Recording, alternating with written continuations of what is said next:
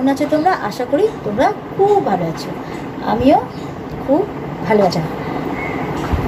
ব্লগটা আমি এখন থেকে শুরু করলাম, দেখি কি করা যেতে পারে। তো জানো তো আজকে প্রায় 4 দিন ধরে কি অবস্থা আমার বাড়িতে।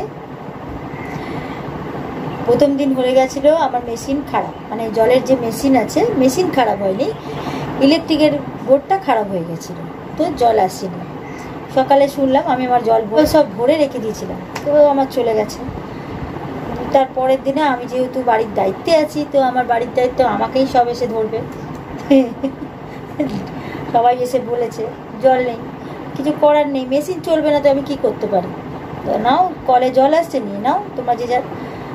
তারপরের দিন মিস্ত্রি ডাকলাম, ডাকার পরে মিস্ত্রি ঠিক করে দিয়ে গেল, যাই জলটা লোকে পেলো। তারপরের দিন থেকে কর্পোরেশনের জল আবার কর্পোরেশন ওখানে আবার ঠিক করছে, তার জন্যে জল আসছে না। এবার এসে আমাকেই সবাই বলছে জল আসছে না কেন। আরে কর্পোরেশন যদি জল না আনে আমি কি করে আনবো? বলেই দিয়েছে, পেপারে দিয়ে দিয়েছে, এই হলো ব্যাপার। এই জন্যে আমার ঘরের পরিস্থিতি দেখো না, ডাম বার করেছি, এবার ডামের জামা কাপড় এত খাটের তলার নিচে এমনিই পড়ে আছে, বিছানা এমনিই পড়ে আছে। দেখবে এখানে কত জামা কাপড় রয়েছে, দেখেছো? ভেতরে তো ঢোকানো আছে, এখন ভেতরের এবার বিছানাপত্রের কী অবস্থা। এই যে জলের ড্রাম পাম্প বার করেছি, জল ভর্তি করা আছে, ওখানেও আছে জল বালতিতে। আমার কোনো সমস্যা নেই, জল আছে, খাবার জল, কেনা জল আছে, সবই জল আছে। এবারে কি করতে হবে? বিছানা গোছাতে হবে, বিছানা তুলতে হবে, জামা কাপড়গুলো গুছিয়ে তুলতে হবে। তো চলো, তারপর রান্নাও আছে।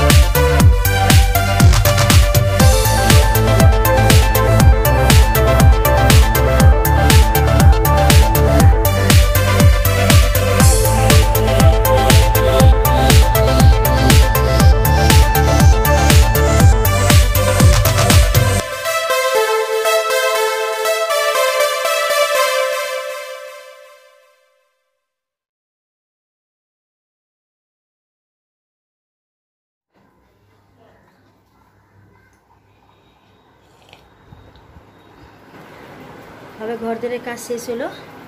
দেখো পাকাজ বন্ধ করে কাজ করা মহা মুশকিল, ঘেমে চান করে গেছে,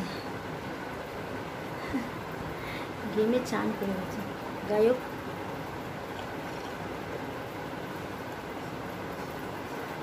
চলো তাহলে একটু পরে আবার আসছি, ঠিক আছে? এখন মতন টাটা।